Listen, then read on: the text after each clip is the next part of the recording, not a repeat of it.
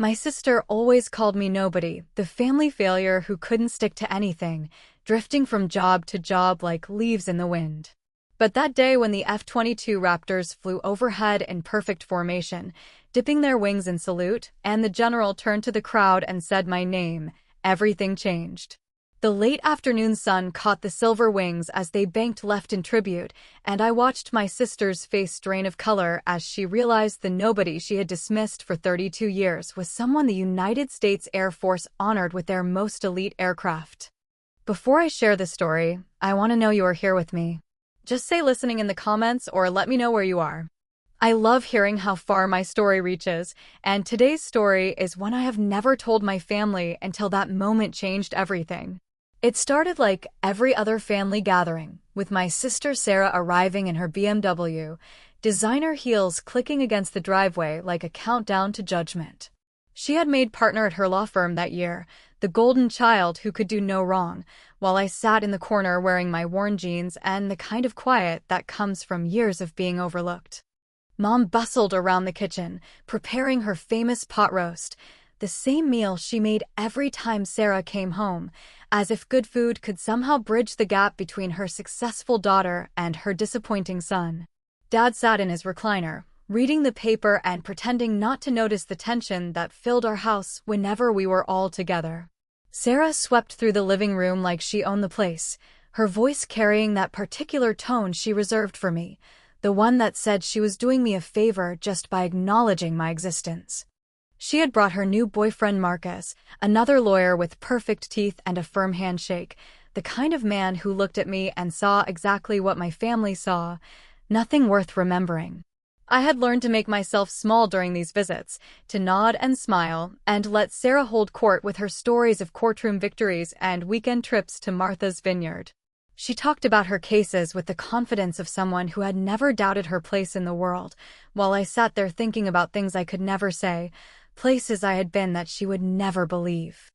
The scars on my hands told stories I wasn't allowed to tell, and the nightmares that woke me at 3 in the morning were classified at levels that made civilian life feel like wearing clothes that didn't fit. Marcus asked what I did for work, and I gave my usual answer, consulting, which wasn't technically a lie but wasn't close to the whole truth either. Sarah laughed that sharp laugh she had perfected in law school, the one that cut through conversations like a blade.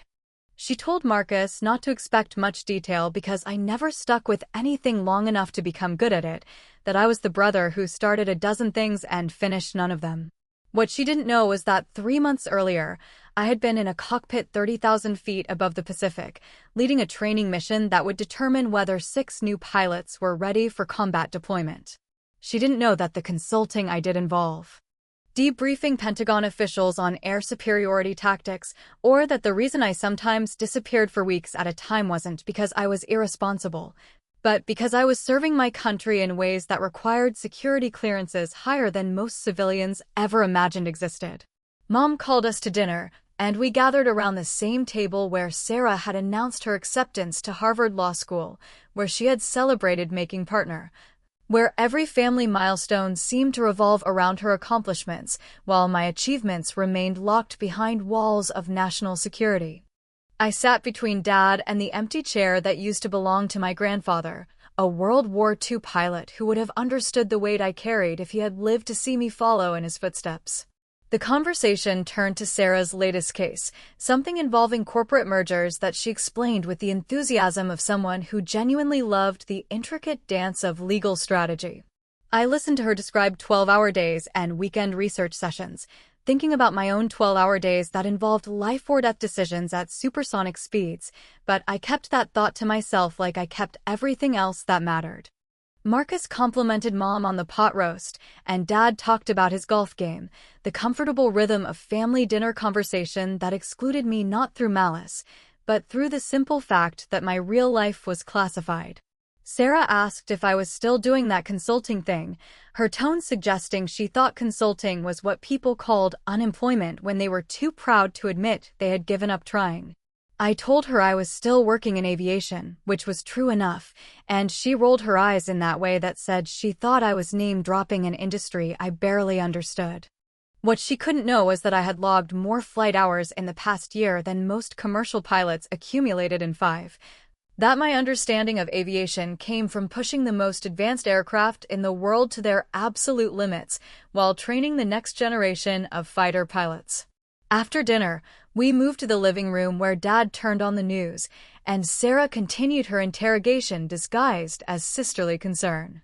She wanted to know when I was going to get serious about my career, when I was going to find something stable, when I was going to stop disappointing Mom and Dad with my inability to commit to anything meaningful.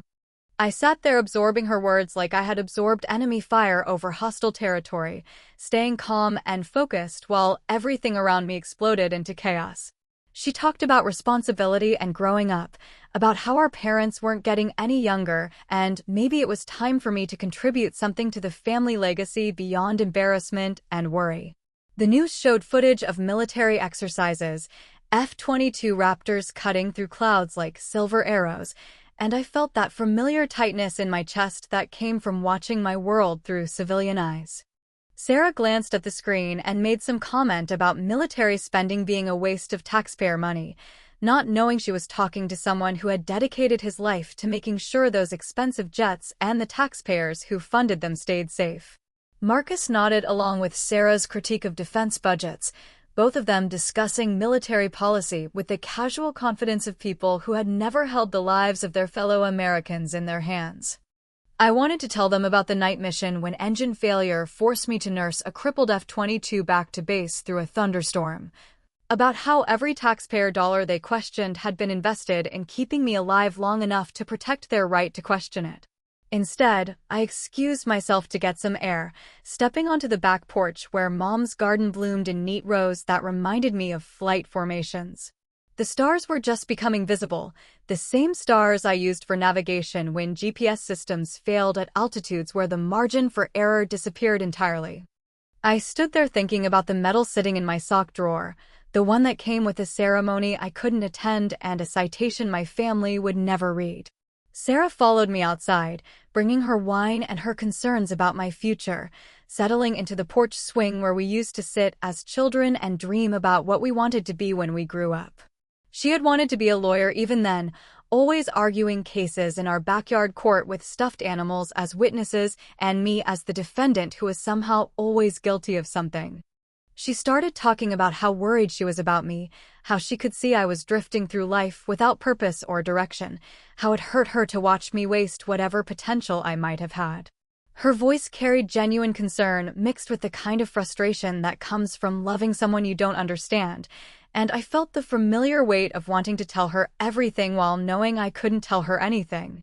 What she saw as drifting was actually the careful compartmentalization that allowed me to switch between being her disappointing little brother and being one of the Air Force's most trusted pilots.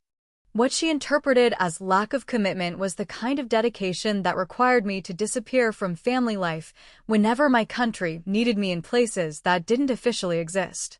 She asked me directly what I was running from, why I couldn't settle down and build something real like she had, why I seemed to be allergic to success in any conventional sense. I wanted to tell her I wasn't running from anything, that I was running towards something bigger than conventional success, that every time I climbed into a cockpit I was building something real even if she couldn't see it. Instead, I told her I was working on something big, something that would become clear soon enough, and she gave me that look that said she thought I was making excuses again. She finished her wine and went back inside, leaving me alone with the stars and the weight of secrets that felt heavier every time I came home to a family who loved a version of me that only existed in their living room. The next morning brought news that would change everything, a call from my commanding officer about a ceremony that would require my presence in dress blues and my family's presence in the guest section.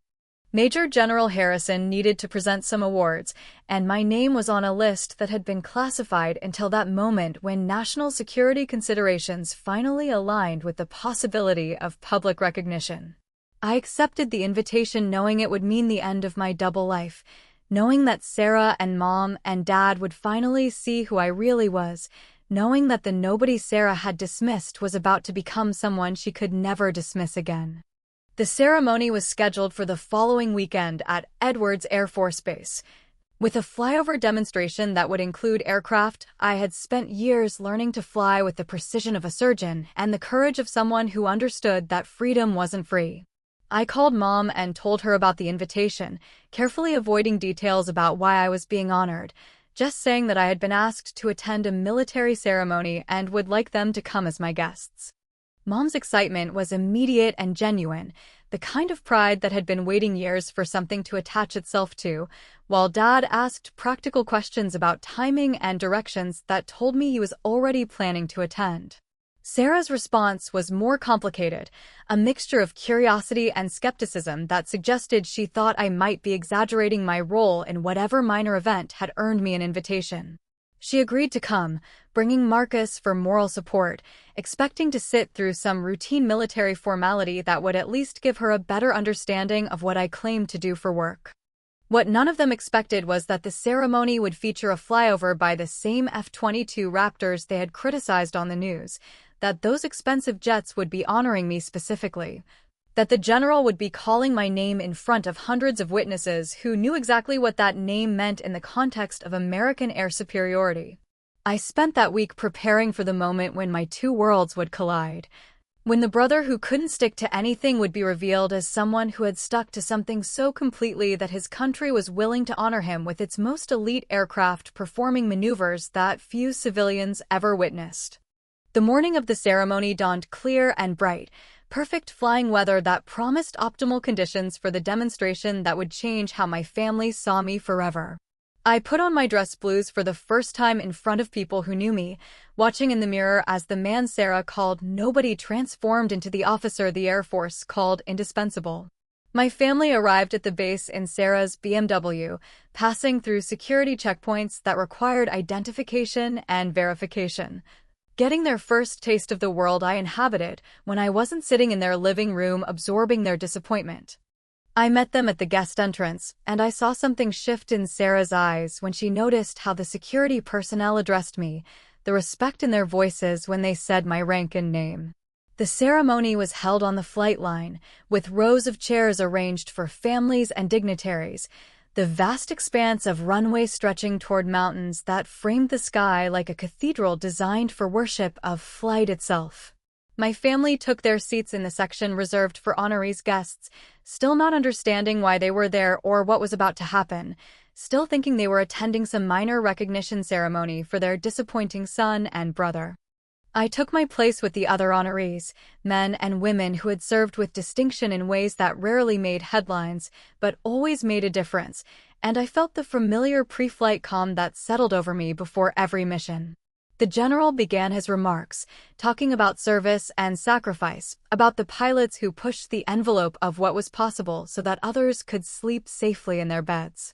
Then came the moment I had been both dreading and anticipating, when Major General Harrison called my name and began reading a citation that detailed missions my family had never imagined, aircraft they had never known I flew, and achievements that transformed their understanding of who I was and what I had been doing during all those mysterious absences they had attributed to my inability to hold down a real job.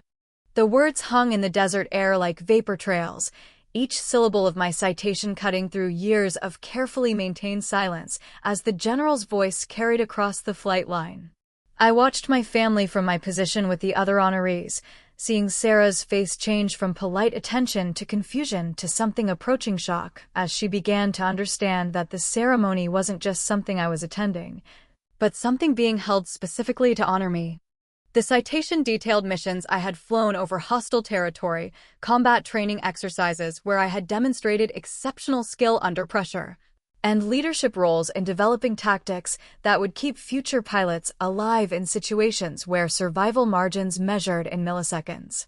Each accomplishment the general read aloud represented months or years of my life that my family had dismissed as wandering aimlessness, times when Sarah thought I was failing to launch while I was actually soaring at altitudes that required oxygen masks and nerves of steel.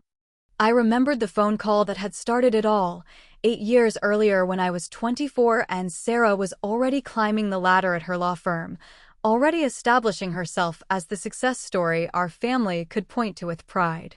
I had been working at a small airport, doing what Sarah called another dead-end job, when the Air Force recruiter approached me about a program for pilots with exceptional natural ability and the psychological profile needed for high-stress combat situations.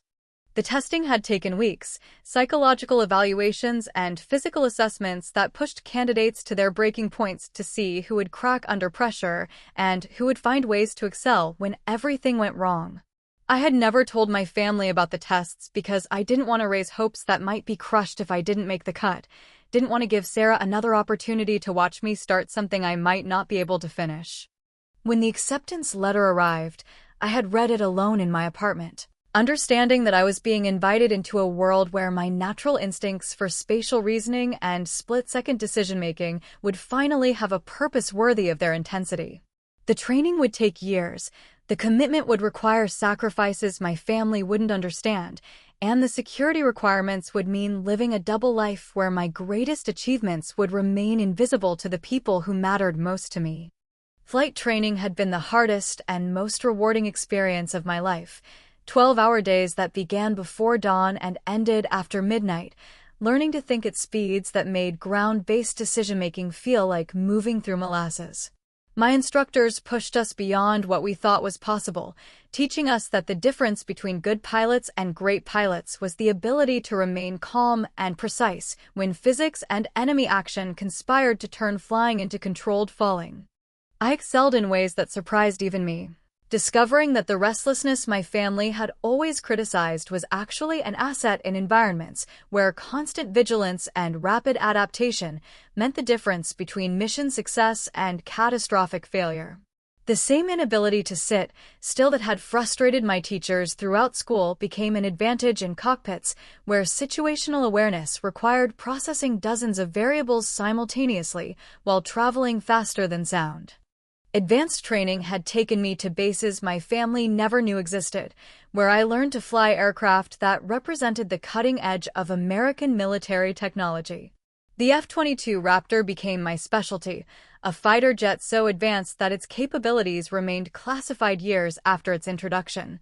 A machine that required pilots who could think and react at the speed of modern warfare while maintaining the precision of a surgeon. My first combat deploy had come during a time when Sarah was celebrating her promotion to senior associate, when family dinners revolved around her courtroom victories while I sat quietly knowing I had spent the previous month flying missions over territory where being shot down would mean capture by enemies who didn't recognize Geneva Convention protections for prisoners of war. The contrast between her public successes and my private service had created a gap that widened with every family gathering. The missions themselves had been classified at levels that made discussion impossible, even among fellow pilots. Operations that required us to penetrate hostile airspace and gather intelligence while maintaining plausible deniability for our government's involvement.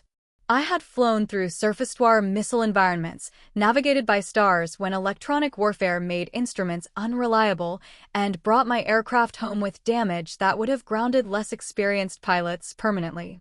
Between deployments, I had returned home to family dinners where Sarah talked about billable hours and case precedents, while I thought about the pilots I was training. Young men and women who would depend on the techniques I taught them to survive encounters with enemy aircraft that were becoming more sophisticated every year. The responsibility of preparing them for combat situations I had experienced firsthand added weight to every family interaction where I pretended to be the aimless brother they expected. My role had evolved from pilot to instructor to tactical developer, contributing to strategies that would shape how American air power projected force in an increasingly complex global environment. The consulting work I mentioned to Marcus was real, but it involved briefing generals and defense contractors about combat effectiveness rather than the kind of corporate consulting Sarah assumed represented my limited career ambitions.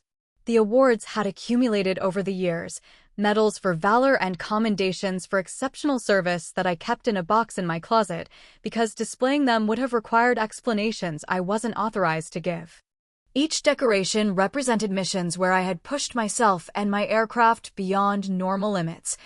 Situations where failure would have meant not just personal consequences, but strategic setbacks for American interests in regions where such setbacks could cost lives. The security briefings that preceded each deployment had reinforced the importance of maintaining operational secrecy, not just for the success of current missions, but for the protection of future operations that depended on enemy ignorance of American capabilities. I had signed documents that made discussing my work a federal crime, accepting the isolation that came with serving at levels where patriotism required sacrificing recognition for the sake of national security.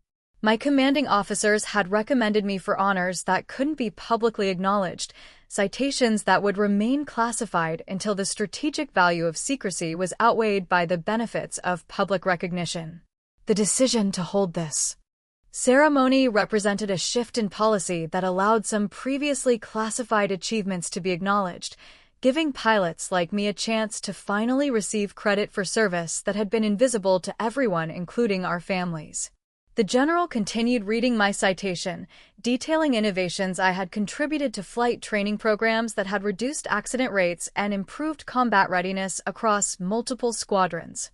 Each achievement he mentioned represented late nights spent analyzing flight data and developing procedures that would keep pilots alive in situations where traditional training methods proved inadequate. I glanced toward my family section and saw my mother's face transforming as she began to understand that her son hadn't been drifting aimlessly, but had been serving with distinction in ways she had never imagined. Dad sat straighter in his chair, recognizing something in the general's words that resonated with his own military service from a different era, when secrets were simpler and recognition came more easily. Sarah's expression showed the kind of confusion that comes from having fundamental assumptions challenged by evidence that couldn't be dismissed or rationalized away. The brother she had written off as a failure was being honored for achievements that exceeded anything she had accomplished in her legal career, contributions to national security that made her corporate cases seem small by comparison. Marcus looked uncomfortable, realizing that his casual dismissal of military spending had been made in front of someone who had dedicated his life to ensuring that every dollar was used effectively to maintain American air superiority. His previous condescension toward my career choices was being recontextualized by revelations about service that demanded more courage and skill than any civilian occupation could require. The citation reached its conclusion with details about my role in developing training protocols that had been adopted throughout the Air Force, innovations that would influence pilot preparation for decades to come. The general's voice carried the weight of genuine respect as he described contributions that had earned recognition at the highest levels of military leadership. Achievements that had remained secret until policy changes made this public acknowledgement possible. As the general finished reading my citation, I felt the familiar pre-flight tension that preceded every important mission, the heightened awareness that came from knowing that everything was about to change and there would be no going back to the way things were before. My family's understanding of who I was and what I had been doing was being transformed by information that would reshape every future interaction between us. The ceremony continued with other presentations, fellow pilots and ground crew members receiving recognition for their own contributions to missions that had protected American interests while remaining largely invisible to the public they served. Each story reinforced the reality that military service in the modern era often required sacrificing public recognition for the sake of operational effectiveness, choosing country over personal glory. The general announced that the ceremony would conclude with a flyover demonstration by aircraft representing the cutting edge of American air power. F-22 Raptors that would perform maneuvers designed to showcase the capabilities that pilots like me had mastered in service to our nation. The crowd stirred with anticipation as he explained that the flyover would honor all the recipients, but would include a special tribute to pilots who had demonstrated exceptional skill in flying the aircraft that would soon appear overhead. I knew what was coming next, had participated in planning sessions where the details of this tribute had been carefully choreographed to maximize both visual impact and symbolic meaning. The F-22s approaching from the east would perform a series of maneuvers that only pilots with extensive experience in these aircraft would recognize as movements that required extraordinary skill and precision to execute safely. The sound reached us before the aircraft became visible, the distinctive roar of twin F-119 engines operating at military power as four Raptors approached the field in perfect diamond formation.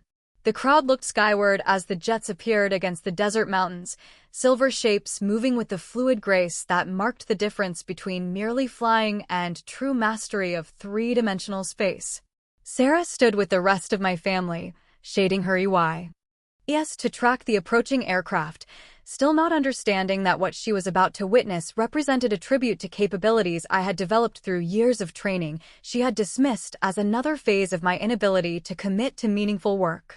The jets were flown by pilots I had trained, using techniques I had helped develop, performing maneuvers that demonstrated mastery of skills I had spent years perfecting.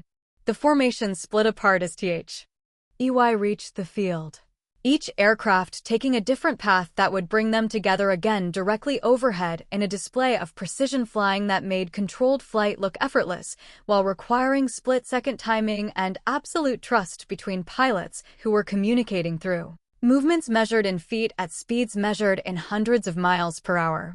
The crowd watched in awe as the Raptors executed maneuvers that showcased their stealth abilities and technological advantages, but I watched with the trained eye of someone who understood exactly how difficult each movement was to perform safely, how many hours of practice had gone into making the impossible look routine, how much trust these pilots were placing in training methods I had helped design.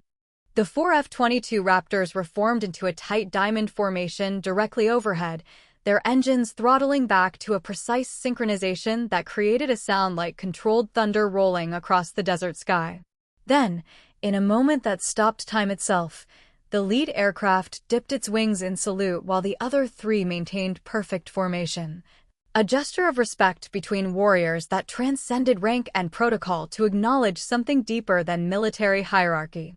The general's voice carried clearly across the silent crowd as he announced that this tribute was being performed specifically for pilots who had demonstrated exceptional valor in the service of their country, mentioning my name as the primary honoree for whom this flyover had been specially choreographed. The words hit my family like a sonic boom, shattering years of assumptions about who I was and what I had been doing during all those mysterious absences they had attributed to my chronic inability to succeed at anything meaningful. I watched Sarah's face as the reality crashed over her like a wave breaking against rocks, seeing her mouth open slightly as she processed the impossible fact that her failure of a brother was being honored by the most advanced fighter aircraft in the world. The jets above us represented billions of dollars of American military technology, flown by pilots who had undergone years of training to earn the privilege of sitting in those cockpits. And they were saluting me with a precision that spoke of genuine respect rather than mere ceremony. The formation executed a series of maneuvers that showcased the F-22's unique capabilities, vertical climbs that defied gravity and high-speed passes that demonstrated the kind of performance that separated these aircraft from everything else in the sky. Each movement was performed with the mathematical precision that marked elite military aviation, tolerances measured in inches while traveling at speeds that made human reaction time irrelevant without extensive training and natural ability. Mom's hand went to her mouth as tears began flowing down her cheeks. 32 years of worrying about her son's future dissolving into pride and amazement as she understood that I hadn't been lost or directionless, but had found my calling in service so classified that she couldn't have known about it even if I had wanted to tell her. Dad sat ramrod straight in his chair, his own military experience helping him recognize the significance of what was happening above us, the rarity of such tributes and what they meant about the person being honored. The crowd around us buzzed with appreciation for the aerial display, but my family sat in stunned silence as they recalibrated everything they thought they knew about me and my life.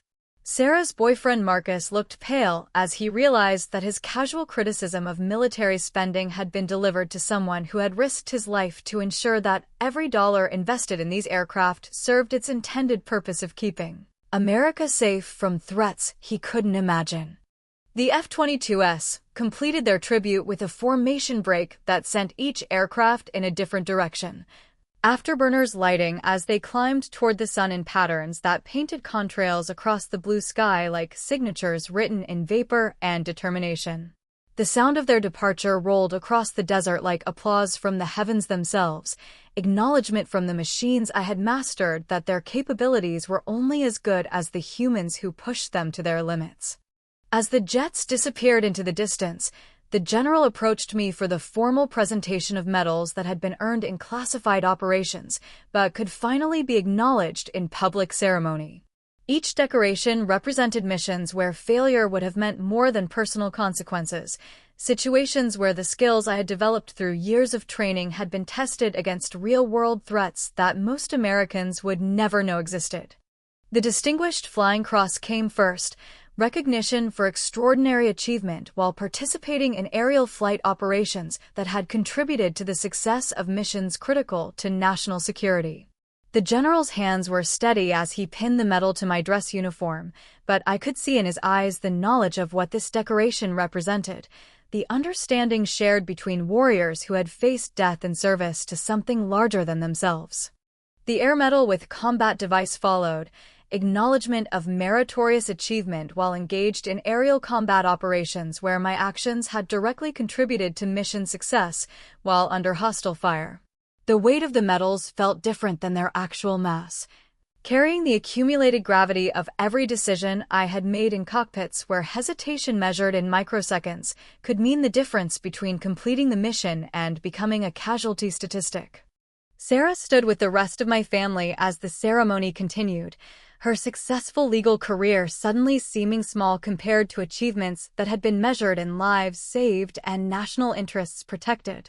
The courtroom victories she had celebrated with such pride paled next to operations where victory meant returning home alive with mission objectives accomplished despite enemy efforts to prevent both outcomes.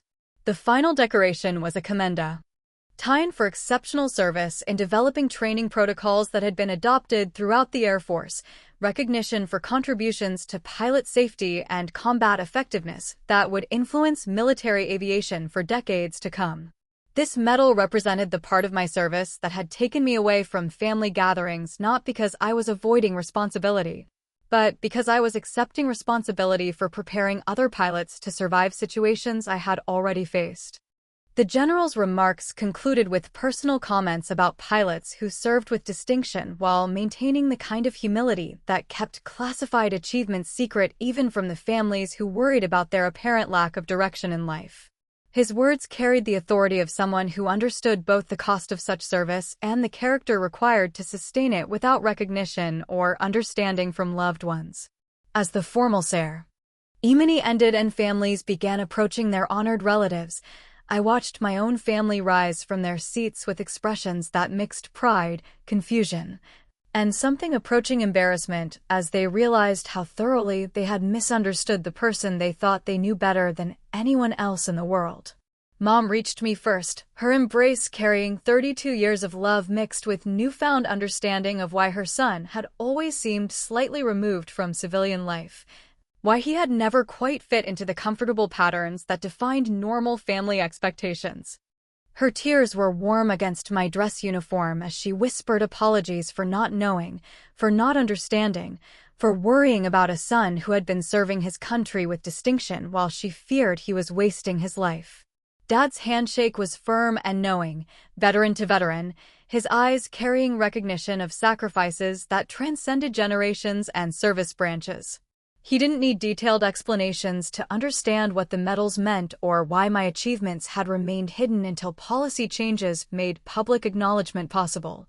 His own military experience providing context that words couldn't adequately convey. Sarah approached more slowly, her confident stride replaced by something approaching uncertainty as she tried to reconcile the brother she had dismissed with the pilot who had just been honored by aircraft she had watched perform maneuvers that demonstrated mastery of skills she was only beginning to comprehend. Her usual sharp tongue seemed to have abandoned her, leaving only the kind of silence that comes from having fundamental assumptions challenged by evidence too overwhelming to dismiss. When she finally spoke, Her voice carried none of its usual condescension, replaced by something I had never heard from her before, genuine respect mixed with what might have been shame for the years of judgment she had passed on accomplishments she couldn't see. She apologized not just for her words, but for her blindness, for seeing failure where service had flourished, for missing the strength that had been hiding behind carefully maintained cover stories. Marcus stood slightly behind Sarah, his earlier confidence replaced by the uncomfortable awareness that he had spent an evening criticizing policies and expenditures to someone who had risked his life to implement those policies effectively. His apology was awkward but sincere, the kind of recognition that comes from realizing that academic understanding of military affairs differs dramatically from the reality experienced by those who serve. The drive home was different than any family car ride we had ever shared, the usual patterns of conversation replaced by questions that my family was finally authorized to ask and answers I was finally authorized to give. Sarah wanted to know about the training, about the missions, about the years when she thought I was drifting while I was actually soaring through challenges that would have grounded less determined pilots permanently. I told them about the night missions over hostile territory, about the feeling of responsibility that came with flying aircraft worth more than most people's houses while carrying the hopes of ground forces who depended on air support for their survival. I described the precision required to hit targets measured in feet while traveling at speeds that compressed reaction time into split seconds, where wrong decisions echoed across international headlines. Mom asked about the danger, and I gave her honest answers about calculated risks and safety protocols, about training that prepared pilots for situations where equipment failure or enemy action could turn routine flights into emergency situations requiring skills that couldn't be learned from textbooks or simulations alone. I explained how the same restlessness she had worried about had become an asset in environments where complacency could be fatal. Dad wanted to know about the aircraft themselves, and I shared what I could about flying machines that represented the absolute pinnacle of human engineering and pilot capability, about cockpits where every control had been designed to extend human abilities rather than replace human judgment, about the trust required to operate equipment where pilot error could have strategic consequences.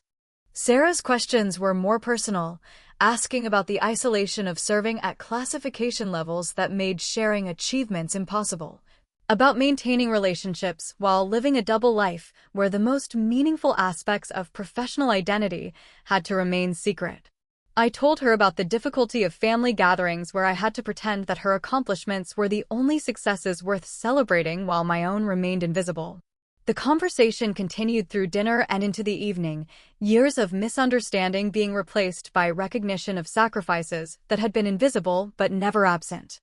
My family began to understand that my apparent inability to commit to conventional success had actually represented commitment to something that demanded everything I had to give while offering little recognition for the giving.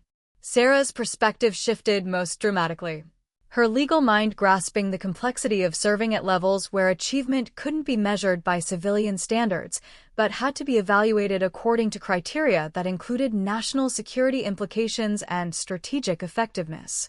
She began to see that her courtroom victories, impressive as they were, operated within a framework of safety and security that my service had helped maintain. The medals sat on Mom's dining room table throughout our conversation, physical proof that her son's worth hadn't been invisible to everyone, just to the family who loved him but couldn't see past the cover story that protected both him and the missions he flew. Each decoration represented validation from authorities who understood exactly what kind of courage and skill had been required to earn such recognition. As the evening wound down, I realized that something fundamental had changed in our family dynamic, not just Sarah's perception of my worth, but everyone's understanding of what success could look like when it served purposes larger than personal advancement. The ceremony had given them permission to be proud of achievements they couldn't have known about, to finally understand that their disappointment had been based on incomplete information. Sarah asked if I would continue flying, and I explained that my role was evolving toward training and tactical development, passing on experience to the next generation of pilots who would face threats that were becoming more sophisticated every year. The skills I had developed in combat would now be used to prepare others for situations I had survived, ensuring that American air superiority would continue regardless of what challenges emerged. The conversation gradually returned to normal family rhythms, but with a new undercurrent of respect that had been missing from our interactions for years.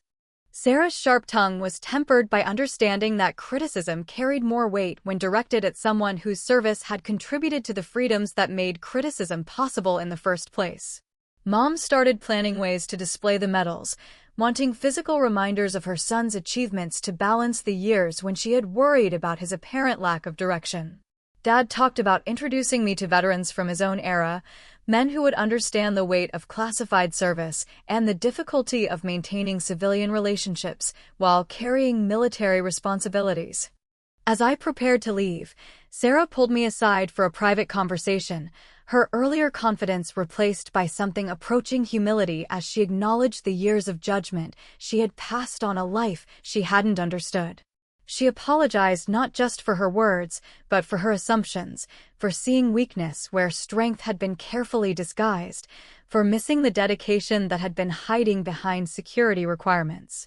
I accepted her apology. With the same grace I had learned to maintain under fire, understanding that her criticism had come from love mixed with frustration rather than malice, that her inability to see my achievements had been enforced by classification levels rather than chosen blindness. The ceremony had given both of us permission to move past assumptions that had been built on necessarily incomplete information. The drive back to my apartment took me past the same roads I had traveled countless times while carrying the weight of unacknowledged service, but tonight felt different because the weight had been shared with people who could finally appreciate its significance. The stars above looked the same as they had during navigation exercises over hostile territory, but now they witnessed a pilot who no longer had to choose between family understanding and national security. My phone buzzed with text messages from Sarah throughout the following week, sharing articles about military aviation and asking questions about aspects of service she was only beginning to understand. Her legal mind engaged with the complexity of classified operations, and her competitive nature found new respect for achievements that exceeded her own in ways she was finally able to acknowledge. The family dynamic had shifted permanently, not just in terms of respect, but in terms of understanding that success could take forms that weren't immediately visible to civilian observation. Sarah's accomplishments remained impressive, but they now existed within a broader family context that included service to country as well as service to clients, contributions to national security as well as corporate advancement. Mom's worries about my future were replaced by pride in achievements that had already exceeded her hopes, while Dad's satisfaction came from seeing military service continue across generations even when that service required sacrifices that civilian family members couldn't fully comprehend. The ceremony had given all of us permission to celebrate accomplishments that had been real but invisible. As time passed, the medals found their place not just on Mom's dining room table, but in family stories that acknowledged service alongside success, courage alongside achievement, sacrifice alongside satisfaction. Sarah's sharp tongue was forever tempered by understanding that her brother's quiet strength had been tested in ways that made courtroom battles seem comfortable by comparison. The F-22s that had saluted me that day continued their missions with pilots I had trained, carrying forward techniques I had developed and lessons I had learned through experience that couldn't be gained any other way. My service continued in new forms, but now with family understanding that made the transition from classified operations to acknowledged contributions feel like finally being able to breathe freely after years of holding secrets that had grown heavier with each family gathering. The nobody Sarah had dismissed was revealed to be someone the United States Air Force considered indispensable, someone whose contributions to national security had earned recognition at the highest levels of military leadership. Someone whose quiet strength had been tested and proven in situations where failure wasn't an option and success was measured in lives protected rather than cases won or profits earned.